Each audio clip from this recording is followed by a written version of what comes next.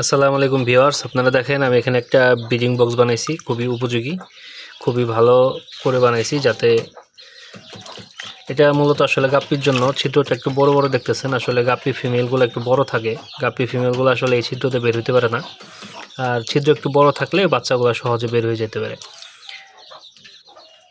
এখানে আমি 20-30 টাকার একটা ঝুড়ি নিছি, ঝুড়ি দিয়ে এখানে 3 সাইডে 3টা ককশিট বেঁধে দিছি।